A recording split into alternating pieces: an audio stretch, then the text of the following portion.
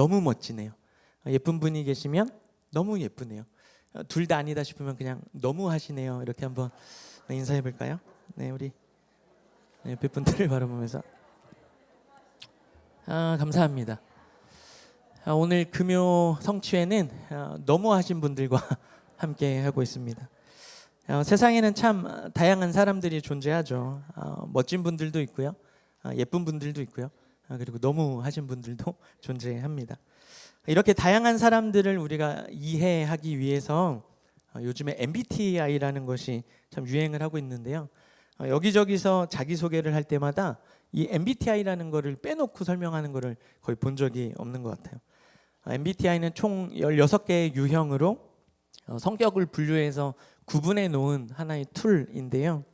사람을 놓고 볼 때 외향적이냐 내향적이냐, 사람을 중심으로 일을 하느냐 아니면 일 중심으로 어떤 것들을 추진하느냐, 뭐 이런 것들을 구분해 놓은 툴인데, 이 유형을 바탕으로 요즘 사람들은 나와 맞는 사람의 기질을 특정 짓기도 하고, 또 채용 시장에서는 이 자료를 바탕으로 이 사람이 과연 우리 회사와 맞을지 맞지 않을지도 판단하는데 아주 유용한 자료로 쓰인다고 합니다. 그만큼 유형이 중요한 것이죠. 어떤 류의 사람인가. 그런 면에서 보면 세상뿐만 아니라 교회 안에도 참 다양하고 특별한 성도님들의 유형이 존재한다고 합니다. 교회 안에는 총 5가지 유형의 성도님들이 계신다고 하는데요. 첫 번째가 경비형 교인이에요. 경비형 교인은 뭐냐면 주일이 되면 어김없이 오늘 김 집사가 나왔나 이거? 이렇게 누가 나왔나 안 나왔나 출첵의 역할을 담당하시는 분들이 경비형 교인이고요. 두 번째는 시험관 유형입니다.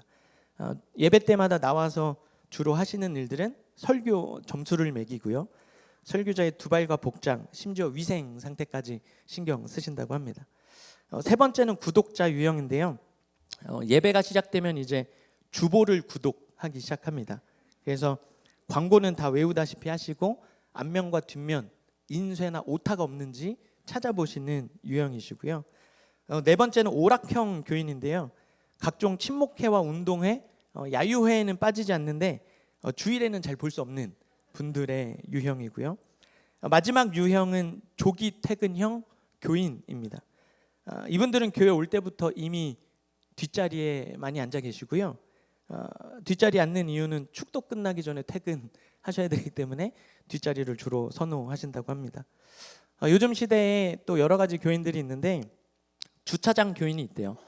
주차 혜택을 받기 위해서 그 카드를 발급받으려고 교회에 오시는 분들도 있고, 인력거 교인, 본인 스스로는 나오지 않고 신방을 통해서 겨우겨우 이끌어야 나오시는 교인들도 현대시대에 대표되는 유형이라고 합니다. 여러분들은 좀 어떠세요? 어떤 유형에 여러분들은 속하시는 것 같으신가요? 오늘 본문도 이런 관점으로 보면 민수기 14장에도 2가지의 유형을 가진 사람들이 등장을 합니다. 어떤 사람들이냐면 없음에 집중하는 유형과 있음에 집중하는 유형입니다. 오늘 본문은 약속의 땅인 가나안 땅을 목전에 두고 국경지대인 가데스 바네아에서 모세가 12명의 정탐꾼을 모으고 우리가 이제 정령해야 되는 그 땅이 어떤지를 정탐하게 하는데, 그 12명의 정탐꾼들이 헤브론이라고 하는 땅에 이르렀을 때 얼마나 그 땅이 좋은지 포도송이 하나를 2 성인 장정이 어깨로 나란히 들어야 될 정도로 포도송이가 컸다라고 성경은 기록하고 있습니다. 그리고는 그 과일을 들고 와서 여호수아와 갈렙이 모든 백성들 앞에 희망찬 선포를 얘기하는 거예요. 이 땅은 너무 아름다운 땅이다. 젖과 꿀이 흐르는 땅이다. 우리가 능히 이 땅을 이길 수 있다. 그들은 우리의 먹이다. 이 고백을 하는 사람이 있고요. 그런가 하면 다 아시는 것처럼 반대편의 정탐꾼들은 정반대의 악평을 하는데요. 절대 안 된다 이거. 불가능하다. 우리는 메뚜기에 불과하다. 라고 이야기를 하는 장면이 민수기 13장까지의 내용입니다. 오늘 우리가 읽은 본문은 10명의 정탐꾼들의 이 부정적인 이야기를 듣고 마음이 무너지는 백성들의 상황을 드러내는 거예요. 그리고 나서 모세와 지도자들을 향해서 불평을 쏟아낼 때 다시 여호수아와 갈렙이 아니다, 할 수 있다, 그들은 우리의 먹이다라고 다시 한번 권면하는 장면이 우리가 읽은 민수기 14장의 내용입니다. 여러분, 같은 상황을 놓고도 왜 이렇게 해석하는 온도 차이가 크게 대조될까요? 도대체 이렇게 해석하고 저렇게 해석하는 그 특징은 어디로부터 기인하는 것일까요? 오늘 본문에 등장하는 사람들의 유형을 좀 분석하면서 우리가 그 원인을 또 대안을 찾아보기를 원하는데요. 오늘 우리가 읽은 본문에 등장하는 인물들을 보면 총 3부류의 사람들이 등장합니다. 먼저 첫 번째 인물은 12명 중에 10명에 해당하는, 즉 대다수에 해당하는 악평을 한 인물들로 구성이 되어 있는 집단이 있고요. 두 번째는 이들로부터 악평을 듣고 마음이 물과 같이 녹아져서 원망과 불평을 쏟아내는 이스라엘 백성들이 있고요. 나머지는 그 12명 중에 2명, 소수에 해당되는 사람들이지만 긍정적인 평가를 하는 사람들, 이 3부류로 오늘 본문은 구성이 되어 있습니다. 먼저 악평한 사람들의 고백을 들어보면 좋을 것 같은데요. 민수기 13장 28절은 이렇게 기록되어 있습니다. 그러나 그 땅 거주민은 강하고 성읍은 견고하고 심이 클 뿐 아니라 거기서 안악 자손을 보았으며 라고 기록하고 있어요. 여러분, 여기에 그러나라고 하는 접속사가 하나 있죠. 이 그러나가 가지고 있는 역할이 뭘까요? 앞에 있는 26절과 27절의 내용을 완전히 뒤집는 내용인 겁니다. 여러분 가지고 있는 성경책 13장 26절 27절의 내용을 보면 사실은 굉장히 희망적이고 기대에 찬 메시지를 기록하고 있어요.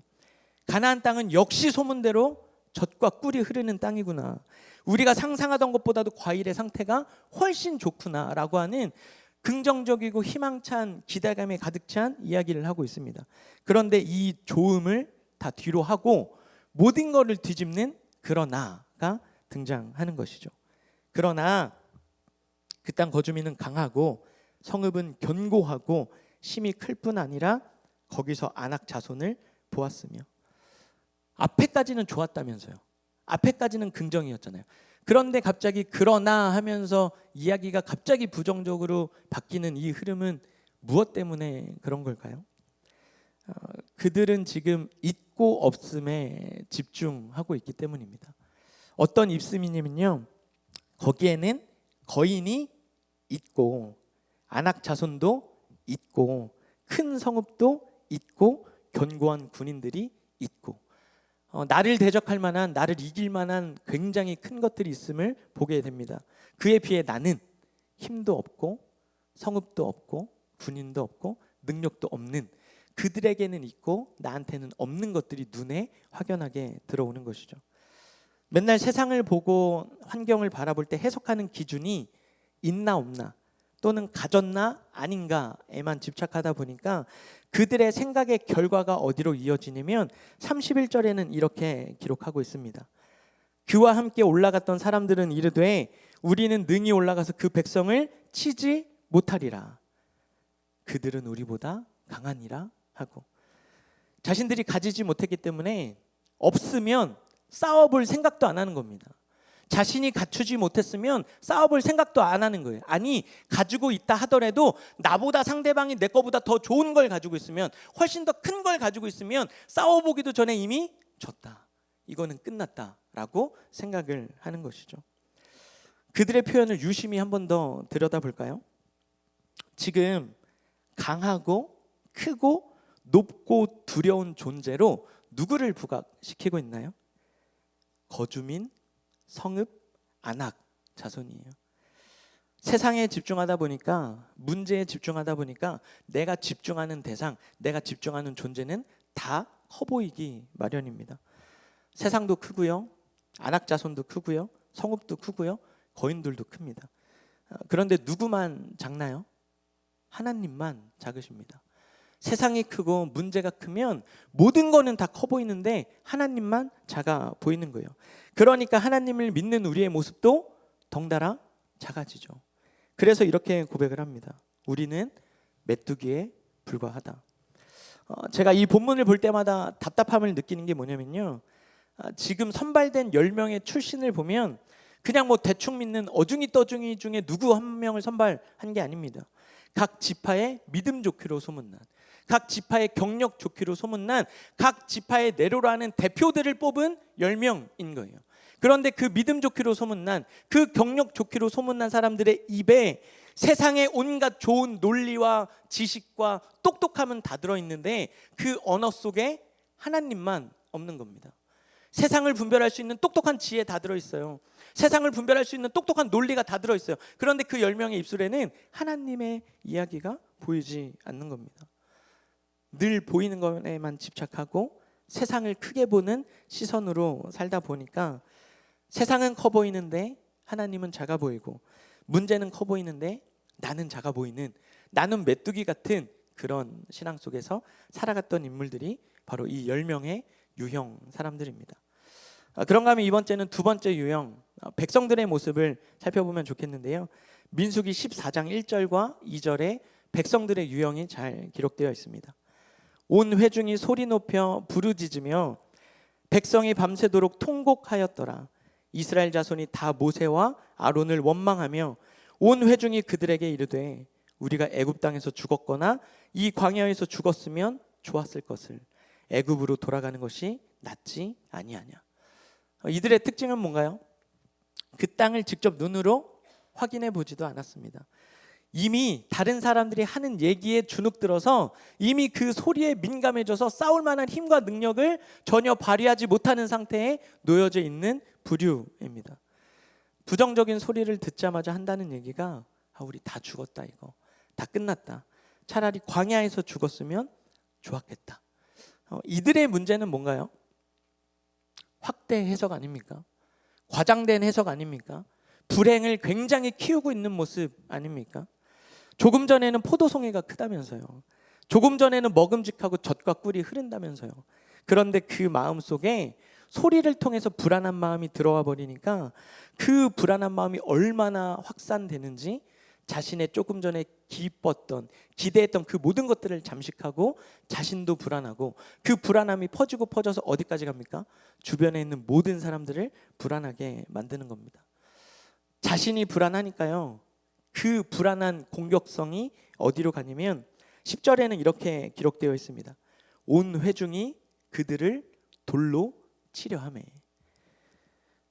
우리 안에 불안감이 있을 때 나타나는 현상은 두 가지입니다. 끝났다, 이거 아무것도 할 수 없다라고 자포자기 하든지, 아니면 그 불안감을 가지고 다른 사람에게 해코지하고 싶은 심정이 드러나는 겁니다. 오늘날 청년들을 보면 3포, 5포, 7포 다 옛날 얘기죠. 요즘 청년들은 어느 정도까지 포기하고 살아갑니까? 다포 세대라고 얘기합니다. 모든 걸 포기하고 살아가는 거예요. 근데 그 중에 진짜 부딪혀보고 포기하는 사람이 몇 명이나 될까요? 대부분 소리에 주눅들어서 불안해하는 청년들 아닐까요? 나가봤자 안 된다더라, 나가서 지원해봤자 안 된다더라, 그 정도 실력과 수준으로는 안 된다더라, 그런 이야기에 이미 지레 겁먹고 전부 다 포기하며 살아가는 청년들이 이 땅에 얼마나 많을까요? 그렇지 않으면 그 불안성을 가지고 다른 사람을 해코지하는 거예요. 요즘에 뉴스를 틀면 뭐 그렇게 묻지마 폭행이 많은지, 묻지마 사건이 많은지, 자신들의 그 불행과 불안을 어떻게 해소하지 못해서 다른 특정한 누구, 일면식도 없는 누구한테 푸는 모습들을 사회적으로 많이 보게 됩니다. 불안이 난 감정이 위험한 게 뭐냐면 나를 넘어서 주변 사람들에게도 금방 확장되고 전이 된다는 사실입니다. 이들이 가지고 있는 진짜 문제는요, 안악자손이 있는 것도 아니고요, 성읍이 큰 것도 문제가 아니고요, 이들이 가지고 있는 가장 큰 문제는 문제를 만날 때마다 그거를 너무 극단적으로 부풀려서 부정을 과장시킨다는 게 이들의 결정적인 유형인 겁니다. 죽지 않습니다. 잘못되지 않습니다. 그런데 부정적인 이야기를 들으면 그거를 금방 확대 해석해 버리는 거예요. 여러분, 우리에게는 그런 확대 해석하는 게 없나요? 가정에 조금 문제가 있으면 끝났다, 이거 자녀나 아이들의 관계 속에, 성적 속에 조금 문제만 있으면 안 될 것 같은데, 우리도 자꾸 작은 것들을 크게 키워서 확대하려고 하는 이 부정의 영역은 없는지 한번 점검해 봤으면 좋겠습니다. 이제 마지막 세 번째 유형이 남았습니다. 갈렙과 여호수아의 유형만 남았어요. 민수기 14장 9절인데요. 우리 민수기 14장 9절을 힘있게 한 목소리로 한번 선포해 보겠습니다. 시작. 다만 여호와를 거역하지는 말라. 또 그 땅 백성을 두려워하지 말라. 그들은 우리의 먹이라.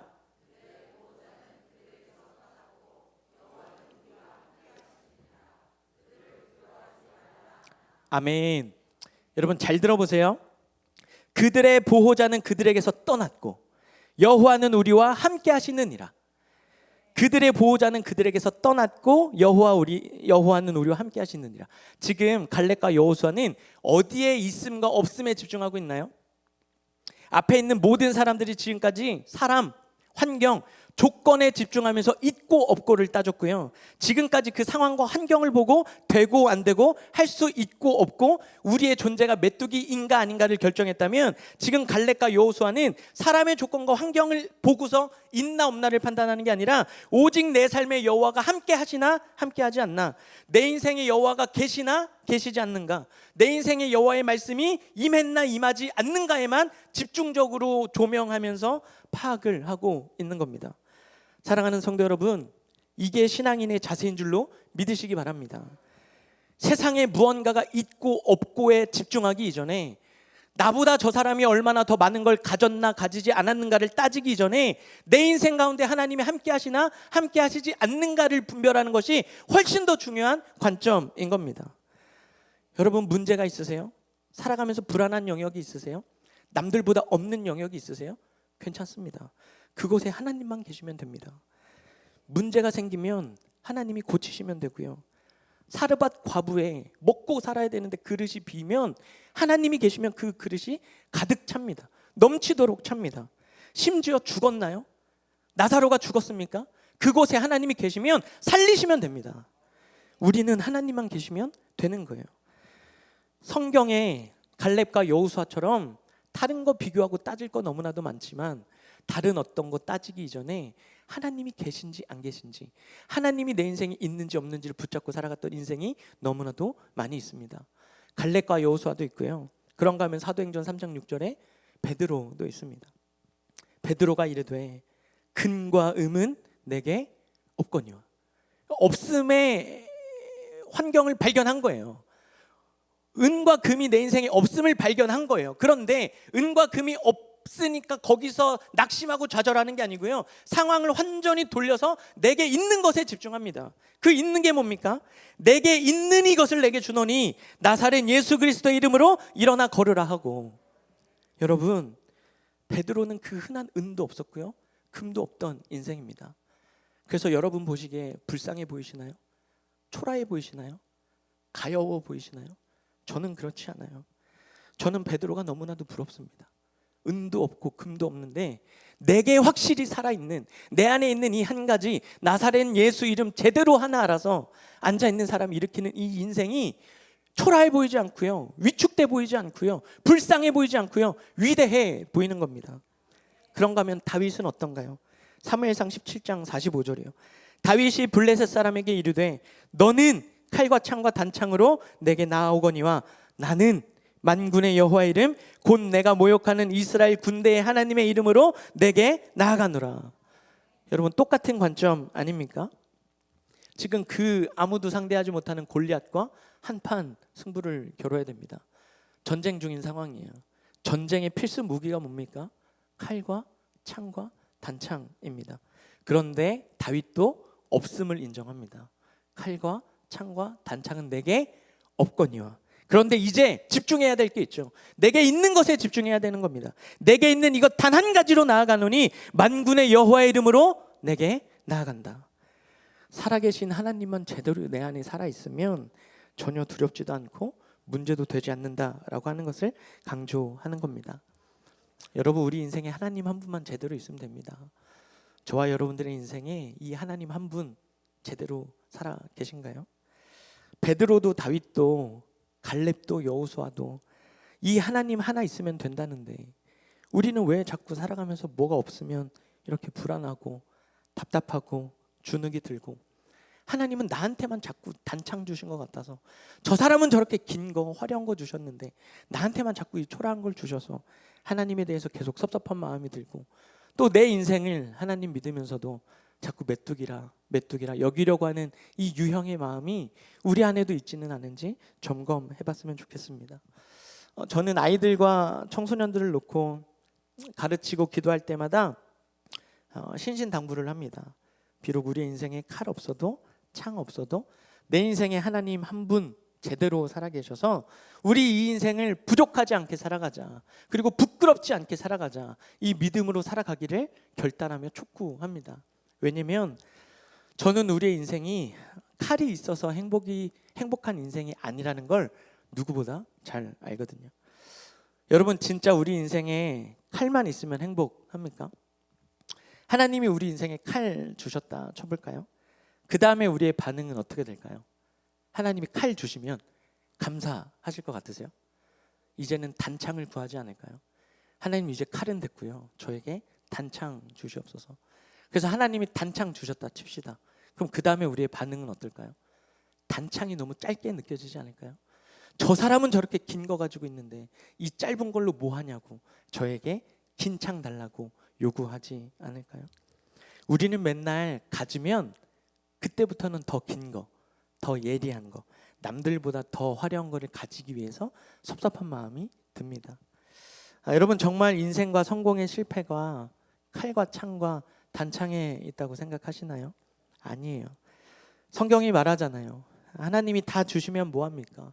사울한테 세상에서 가장 좋은 갑옷과 칼과 창과 단창이 있으면 뭐합니까? 정작 중요한 순간에 많은 사람들이 사울이라고 하는 그 리더십을 주목하고 바라보고 있는 그 순간에, 가장 결정적인 골리앗을 맞닥뜨린 그 순간에 하나님이 없어서 싸울 힘이 없는데요. 어디 사울과 이스라엘 군인들이 칼과 창과 단창 없어서 졌습니까? 칼과 창과 단창 없어서 덤벼들지 못했나요? 아니잖아요. 하나님 없어서 싸우지 못했던 겁니다. 모든 거 다 갖추고 있었어도 하나님 없어서 덤비지 못했던 겁니다. 사랑하는 성도 여러분, 오늘 예배드리는 저와 여러분들의 인생이 세상적인 아무리 좋은 것 다 갖추더라도 하나님 없어서 제대로 싸워보지 못하는 인생이 아니라, 비록 없어도, 비록 이것도 없고 저것도 부족하다 할지라도 내 안에 살아계신 하나님 한 분 제대로 믿는 믿음 때문에 모든 걸 이기고도 남는 믿음 가운데 살아내게 되시기를 축복합니다.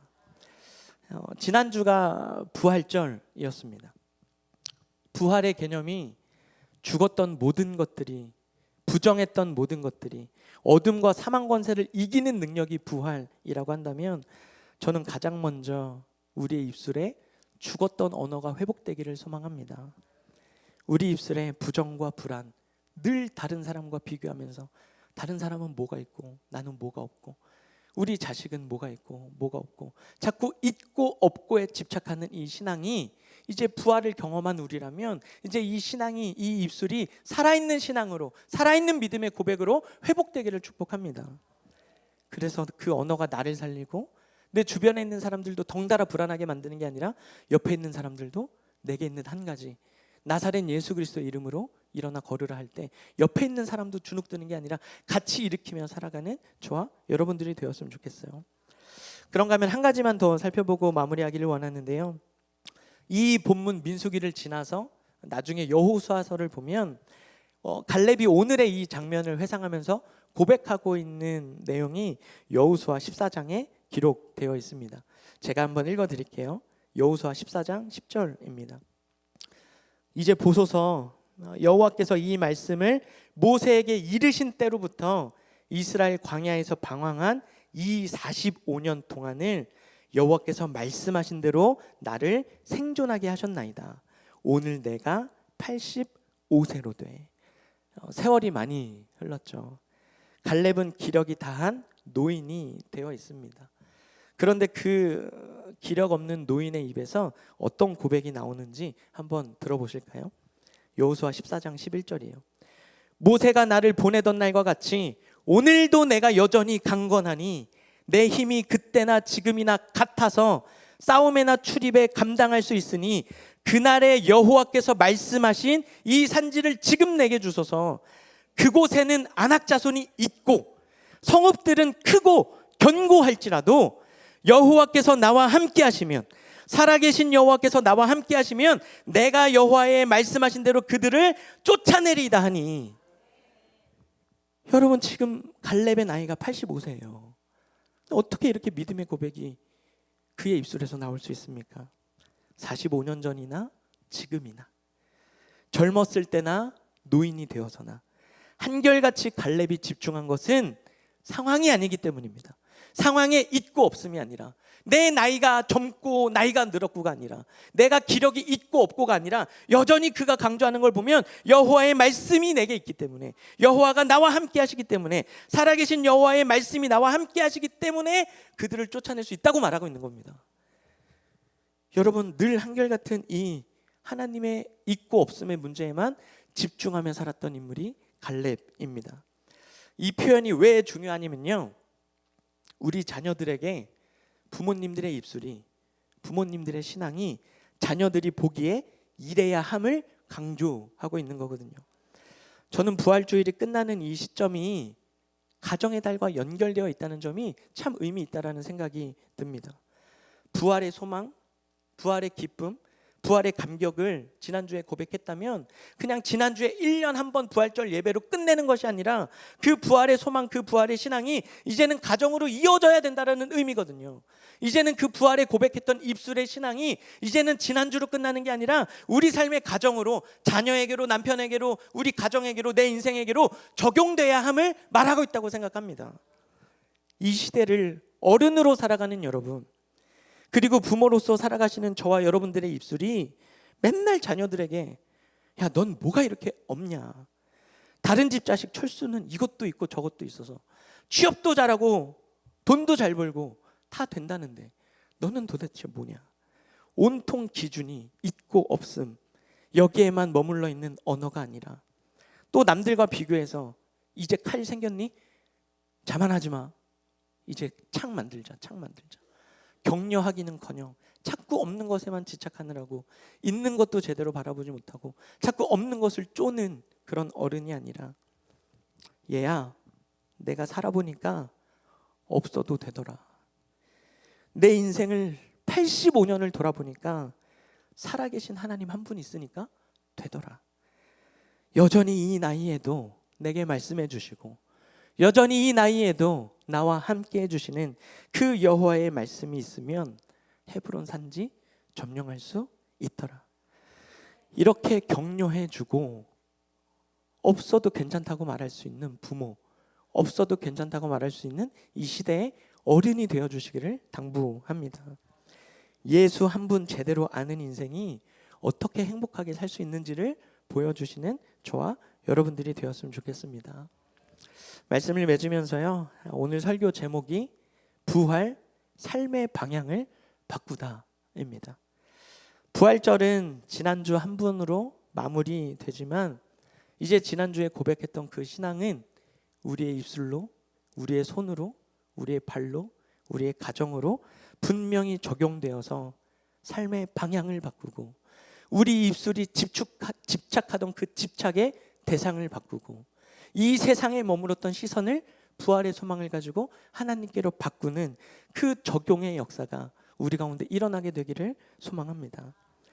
하나님은 다 없지만 그 마음의 중심에 살아계신 하나님 한 분 제대로 품고 살아가는 2명, 비록 소수지만 이 2명을 통해서 일하시는 하나님이신 줄로 믿습니다. 이 시대에도 자꾸 그런 언어를 하는 사람들이 많은 것 같아서, 예나 지금이나 너무 10명 쪽에 많은 사람들이 몰려 있는 것 같아서 안타까울 때가 있어요. 여러분, 이제 저와 여러분들이 이 시대를 바꾸는 2명 쪽에 서게 되기를 축복합니다. 세상이 말하는 그런 거 없어도 하나님은 소수여도 그 마음속에 살아있는 하나님 제대로 붙잡고 사는 사람을 통해서 역사하시는 줄로 믿으시기 바랍니다. 이 시간 우리 결단하면서 함께 찬양했으면 좋겠는데요.